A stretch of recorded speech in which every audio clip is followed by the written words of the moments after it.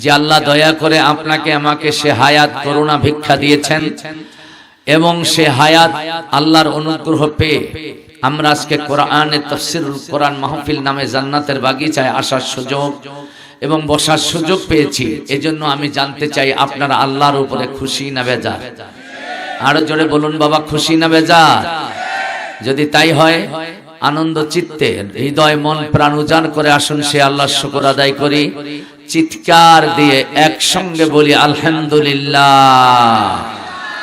জোরে বলুন রব্বানা লাকাল হামদ হামদান কাসীরান তাইয়্যিবান মুবারাকান ফীহি। লাখো কোটি দরুদ ও সালাম বিশ্ব মানবতার জন্য রহমত, সকল জাতি ধর্মের বর্ণের অন্যতম আদর্শ আলোকিত মানুষ আমাদের প্রিয় নবী সাইয়্যিদনা মুহাম্মদুর রাসূলুল্লাহ। সেই নবীজির শানে আরেকবার দরুদ পাঠ করি, সকলে বলি সাল্লাল্লাহু আলাইহি ওয়াসাল্লাম। প্রাণ প্রিয় উপস্থিতি, আপনারা এই অঞ্চলে আমাকে মনে হয় প্রথমবার দেখলেন, তাই নয় কি? আমি ইতিপূর্বে এই এলাকায় এসেছি কোরআনের দাওয়াত নিয়ে, আমার মনে হয় এটাই প্রথম আমার আসা। আমিও এখানে নবাগত আর আপনারাও আমার সামনে নবাগত, কথা কোন ঠিক না? তবে আমরা নবাগত হই আর অনবাগত হই, আমাদের লক্ষ্য এবং উদ্দেশ্য এখানে আসা একটাই। জোরে বলেন কি? জোরে কোন কয়টা? আরো জোরে বলুন কয়টা? তা হলো আল্লাহকে পেতে চাই, আমরা নবীওয়ালা হতে চাই, কথা কোন ঠিক কিনা?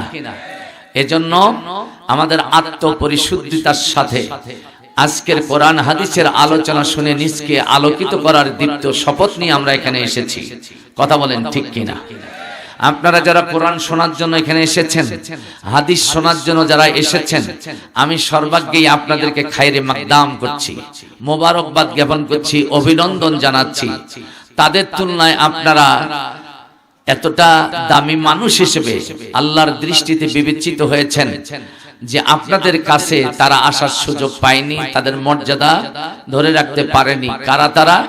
যারা এই মাহফিলের মঞ্চে এখনো পা রাখার সুযোগ গ্রহণ করতে পারেনি, ঠিক কিনা বলেন?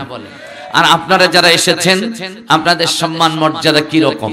আমার নবীজি বলছেন, আল্লাহু আকবার, আমার নবীজি বলছেন কাতাবাল্লাহু লিকুল্লি হারফিন ওয়া কদামিন ইবাদাতাস সালাহ। চিৎকার দিয়ে বলুন আল্লাহু আকবার। হাদিসে রাসূল শোনালাম, আমাদের প্রিয় নবী নূর নবী মুহাম্মদ বলেছেন কাতাবাল্লাহু লিকুল্লি হারফিন ওয়া কদামিন ইবাদাতাস সালাহ। যারা আল্লাহর কোরআন শোনার জন্য, আল্লাহর ওহির জ্ঞান ধারণ করবার জন্য হাঁটি হাঁটি পা পা করে কোরআনের মজমায় যায়, কোরআনের জলসায় যায়, আর কোরআনের অক্ষর শব্দ কালিমাগুলো শুনতে থাকে। এভাবে যতগুলো অক্ষর শোনে আর যতগুলো কদম বিনিময় করে তারা ওই মাহফিলে যায়, আমার আল্লাহর নবী বলছেন তাদের প্রতিটি অক্ষরের বিনিময়ে, প্রতিটি কদমের বিনিময়ে 1 বৎসর নফল ইবাদত করার সওয়াব আল্লাহ আমল নামায় দিয়ে দেন। আরো জোরে বলুন সুবহানাল্লাহ। আপনারা কোরআন শোনার জন্যই তো এখানে এসেছেন, কি হ্যাঁ হো বলা যাবে বাবা? আপনি হাঁটি হাঁটি পা পা করে এসেছেন, এখন মনোযোগ দিয়ে কোরআন শুনবেন, শুনবেন তো ইনশাআল্লাহ? যখন শুনবেন তো ইনশাআল্লাহ? মনে রাখবেন যতগুলো অক্ষর কোরআন থেকে আলোচিত হবে আর আপনি শুনবেন, প্রতিটি অক্ষরের বিনিময়ে 1 বৎসর নফল নামাজ পড়ার সওয়াব পাবেন। জোরে বলেন। যতগুলো কদম বিনিময় করে এসেছেন, পায়ে হেঁটে হেঁটে এসেছেন, প্রতিটি কদমের বিনিময়ে 1 বৎসর নফল নামাজ পড়ার সওয়াব আল্লাহ তাআলা আপনাকে দিয়ে দিবে, বলেছেন বিশ্বনবী মুহাম্মদুর রাসূলুল্লাহ। চিৎকার দিয়ে কোন আল্লাহু আকবার। কপাল পোড়া তারা যারা এই সুযোগটা গ্রহণ করতে পারে নাই, এই সুবর্ণ সুযোগটা কাজে লাগাতে পারে নাই, ঠিক কিনা বলেন? ওনারা মনে করছে দোকানে বসেই তো ওয়াজ শোনা যায়, চাও খাই ওয়াজও শুনি। এটা কিন্তু এই ফজিলত অর্জনের জন্য শর্ত নয়। শর্ত হলো নামাজের ফজিলত যদি আপনি পেতে চান, জামাতের ফজিলত যদি পেতে চান, তাহলে জামাতে শামিল হতে হয়, কথা কোন ঠিক কিনা? এই জামাত বাড়তে বাড়তে যদি দোকানের সামনে যায়, আপনি দোকানের সামনে দাঁড়াইয়া যদি ওই জামাতের কাতারে শামিল হন, তাহলেও সব পাবেন। সুবহানাল্লাহ বলেন। আপনারা বলেন তো, কাবা শরীফে যদি আপনি জামাতে 1 রাকাত নামাজ পড়েন, জামাতে হোক আর জামাত ছাড়াই হোক, যদি 1 রাকাত নামাজ পড়েন, তাহলে কয় রাকাত নামাজের সব? এই তো মুসলমান কইতে পারে না। কেউ বলছে 70,000, কেউ বলছে 1 লাখ।